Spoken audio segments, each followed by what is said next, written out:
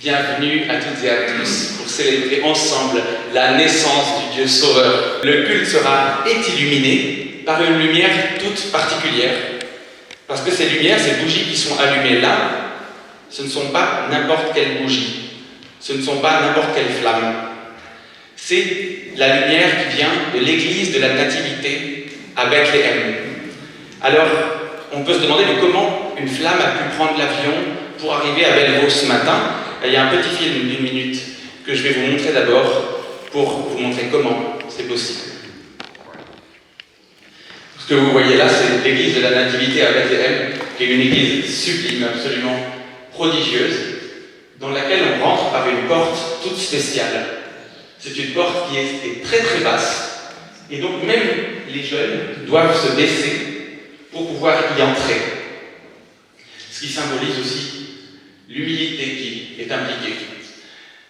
Ce lieu ici, où là on va chercher la lumière, c'est l'endroit où, selon la tradition, Jésus serait né.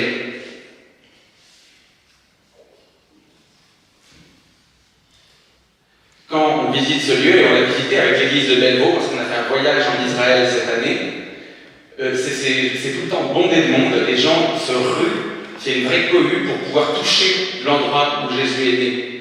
Parce que là, c'est rarement vide comme ça. Donc cette jeune fille, c'est en Suisse allemande, je vous ai coupé le son pour ne pas vous infliger ça ce matin, mais elle me raconte qu'elle est très heureuse d'avoir cette mission. Et en effet, elle a pu prendre l'avion avec une compagnie qui fait sa pub au passage pour ramener cette lumière. Cette lumière, du coup, elle est arrivée en Autriche, puis elle a voyagé jusqu'à Zurich, puis de Zurich à Berne, puis de Berne à Oron-la-Ville, de Oron-la-Ville à Crévérac, puis elle est venue toquer à ma porte par des anges, ou alors des amis, mais probablement un peu les deux. Et ce matin, c'est elle qui nous illumine. Et à la fin de ce culte, je vous proposerai de partager cette lumière de Bethléem, qui est un signe de paix pour le monde. Mary had a baby.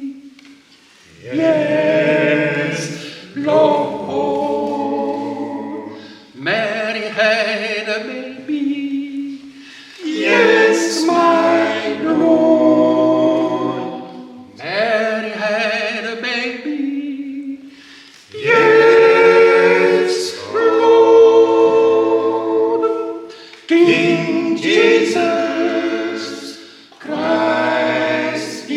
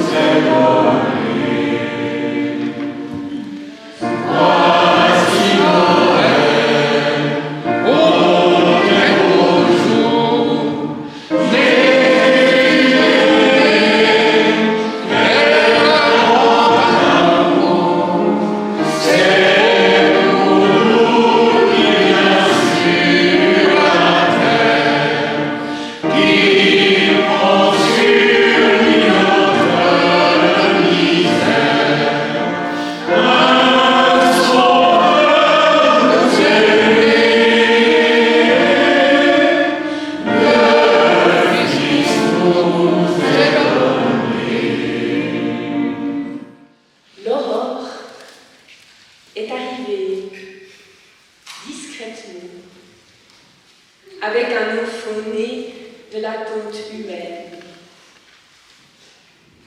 Oui, un enfant nous est né qui éclaire l'attente de la terre.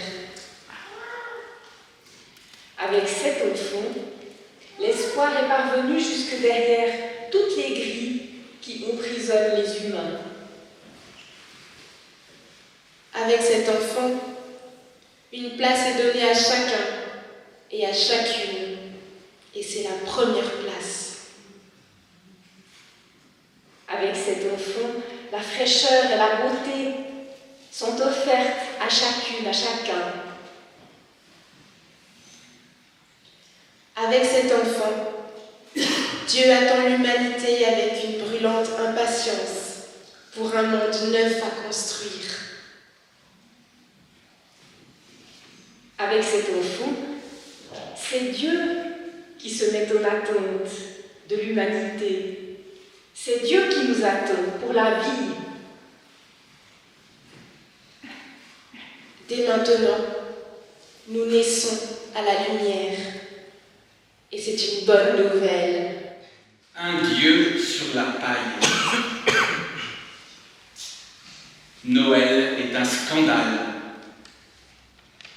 Car Noël, c'est la naissance du divin dans l'humain. Au-delà des émotions qu'on peut ressentir devant la crèche, devant le nourrisson si attendrissant, devant les cadeaux qui nous font plaisir, devant le sapin qui nous réchauffe le cœur, Noël, c'est la naissance du divin dans l'humain. Et cette nouvelle naissance, elle change complètement notre compréhension de Dieu. C'est un retournement radical dont on peine encore aujourd'hui à prendre toute la mesure, toute l'étendue. En effet, Dieu, depuis fort longtemps, la Bible le raconte, on l'imagine tout-puissant, tout-sachant, omniscient, illimité et surtout éternel. Et là, en s'incarnant en Jésus, Dieu nous dit non. Vous vous êtes trompés, je ne suis pas que cela. Je ne suis pas qu'éternité, je ne suis pas que toute puissance, je ne suis pas qu'immortalité, qu'éternité, qu'illimité. En Jésus, Dieu se fait mortel, Dieu se fait fragile, Dieu se fait limité.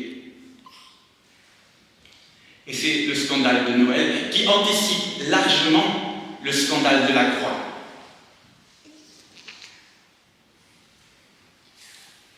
Noël, dès le départ, dès la naissance du Christ, avec la persécution d'Hérode, qui veut massacrer tous les enfants jusqu'à 2 ans. Je pense à ma fille Séphora qui vient d'avoir 2 ans. Quelle monstruosité. Eh bien, dès le départ, Noël, c'est un hommage à la fragilité de l'être humain. Une fragilité politique, d'abord, puisqu'on est dans un pays occupé par une puissance étrangère, avec une élite politico-religieuse qui régente le tout, et gouvernée par un dictateur sanguinaire. Toute ressemblance avec les situations contemporaines ne sont pas fortuites. Et plus loin qu'une fragilité politique, c'est une triple fragilité humaine. La fragilité d'abord d'un homme, Joseph, qui doit accepter un enfant dont il n'est pas le père biologique. C'est pas rien, on ne l'a pas choisi. Fragilité enfin d'une femme, Marie, qui porte un enfant sans être encore tout à fait mariée, ce qui pour l'époque est une honte sociale, ce qui est aussi un scandale, et ce qui est une faute morale. Et enfin, fragilité d'un bébé. Mais je n'ai pas à vous le décrire, il y a des bébés ici. La vie d'un bébé ne tient qu'à un souffle. Et ce bébé va devoir fuir tout juste né en Égypte, avec son père et sa mère en bouche. Alors voilà la question que nous pose Noël aujourd'hui. Pourquoi? Pourquoi Dieu vient-il se risquer dans ce panier de crabes qu'est notre monde humain? Pourquoi Dieu quitte-t-il les cieux étoilés pour tomber sur la paille d'une mangeoire? Pourquoi vouloir mêler à la toute-puissance de Dieu, the Almighty God, comme disent les Anglais, la fragilité d'un nourrisson? Oui, pourquoi? Pourquoi Dieu quitte-t-il la paix de l'éternité pour entrer dans le temps?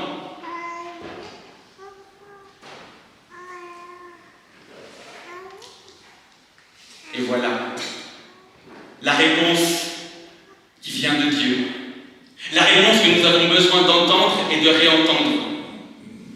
La réponse que nous devons nous rappeler chaque jour de notre vie terrestre. Voilà la réponse qui vient de Dieu et qui fait que chaque année, nous les chrétiens, plus que tous les autres, nous attendons Noël avec impatience. Voilà la réponse du Dieu très haut. Moi, le très haut, je veux être le très bas pour te rencontrer. Moi, le Tout-Puissant, je veux être fragile pour partager ta fragilité. Moi, l'Éternel, je veux vivre et mourir pour te dire mon amour pour toi et ma compassion pour tes fragilités. Car oui, je suis celui qui est, qui était et qui vient. Mais par-delà le temps, je t'aime.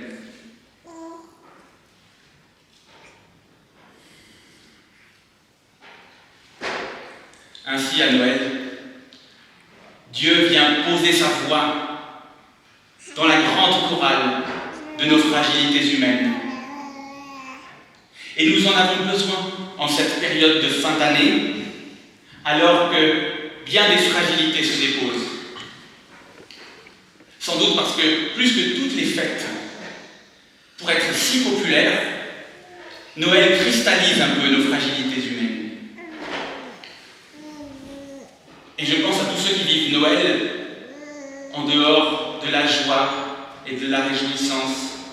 Tous ceux qui vivent Noël comme un temps où leur solitude leur est rappelée. Tous ceux qui vivent Noël dans le deuil et qui peinent à se réjouir en ce moment. Tous ceux qui vivent Noël dans un pays en guerre, avec la peur au ventre, que ce soit en Ukraine, au Congo, au Yémen ou ailleurs. Je pense à tous ceux qui vivent Noël dans une famille où les liens sont compliqués, dans une famille recomposée ou décomposée, et pour qui c'est une source d'angoisse. Je pense à tous ceux à qui on reprochera de n'arriver pas à se réjouir parce qu'ils vivent une dépression ou parce qu'ils vivent cette nostalgie de l'enfance perdue qu'ils peinent à retrouver. Enfin, je pense à nos frères et sœurs, et il y en a qui sont malades, qui sont des fidèles de ce culte et qui n'ont pas pu venir parce qu'ils doivent être alités. Et enfin aux soignants qui fêtent Noël dans les services. Alors à Noël, comme je l'ai dit, Dieu vient poser sa voix dans le cœur de nos fragilités humaines pour nous rappeler une chose, c'est que dans le monde où nous vivons, il y a autre chose que le monde. À Noël, Dieu nous dit, il y a autre chose que ta fragilité, il y a autre chose que ta maladie, que ta solitude, il y a autre chose que la guerre qui t'entoure, que ta tourmente intérieure, que ton sentiment de persécution. Et cette autre chose, c'est la présence du Christ, fragile, dans le monde. Sa présence dans le regard d'un petit enfant. Sa présence dans le sourire d'un mourant. Sa présence dans le pain, dans le vin du royaume éternel. Sa présence au cœur de la nuit la plus longue, la plus profonde, du solstice que nous célébrons aussi. Et surtout, sa présence gratuite, dans un monde où tout se paie, tout se monnaie, tout s'achète. sa présence spirituelle dans un monde obsédé par le matérialisme, sa présence comme sujet, comme un être humain, un sujet dans un monde qui voue un culte à l'objectivité. Alors voilà, il vient. Il vient pour nous aider à vivre notre quotidien en voyant au-delà du réel, dans la confiance, comme Joseph, comme Marie. Dieu vient être aujourd'hui dans l'étable de nos cœurs pour nous rejoindre dans notre faiblesse, dans notre fragilité toute humaine, et pour nous dire, une fois de plus, je t'aime à l'infini, je t'aime à l'infini, je t'aime à l'infini. Et il n'y a pas, je crois, de plus beau cadeau de Noël. Alors, à toutes et à tous, je vous souhaite un Noël dans la présence de Dieu, un Noël empreint de sa fragilité, mais bel et bien un joyeux Noël. Amen. There is God in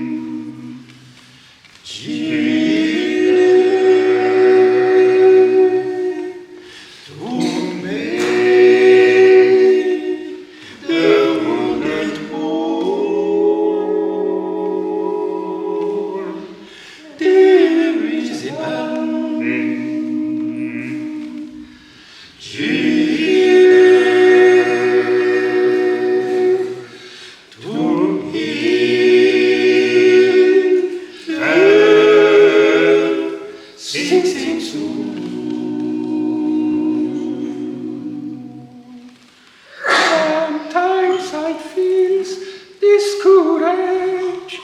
I think my work is vain. But on the Holy Spirit revive my soul again. There is a balm in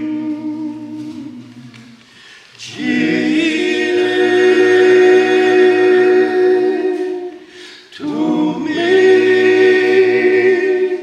the wounded whole.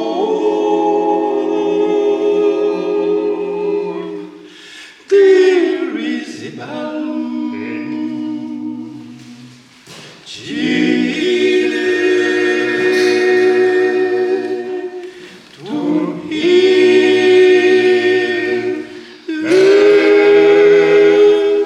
sick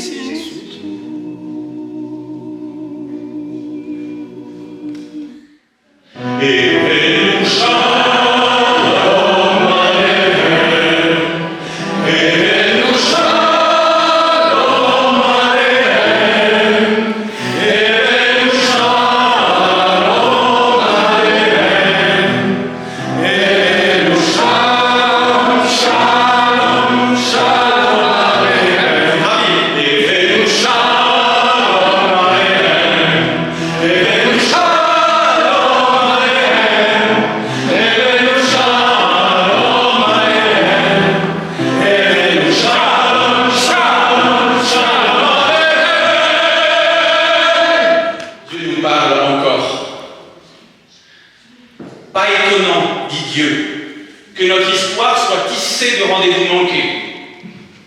Vous m'attendez dans la toute-puissance et je vous espère dans la fragilité d'un nourrisson. Vous me cherchez dans les étoiles et je vous rencontre dans le visage des êtres humains qui peuplent la terre. Vous me voulez comme réponse et je me tiens dans le bruissement de vos questions. Vous m'espérez comme pain, et moi je creuse en vous la faim. Vous me façonnez à votre image, et je vous surprends dans le premier souffle d'un nouveau-né, dans le dernier souffle d'un crucifié. Mais, dit Dieu, sous les pavés de vos errances, je vous attends, comme la nuit attend le jour. Dieu nous accorde la lumière de Noël, qui est la foi. Dieu nous accorde la chaleur de Noël qui est l'amour. Dieu nous accorde la fragilité de Noël qui est la compassion. Dieu nous accorde le tout de Noël qui est le Christ. Au nom du Père, au nom du Fils et au nom du Saint-Esprit. Amen. Amen.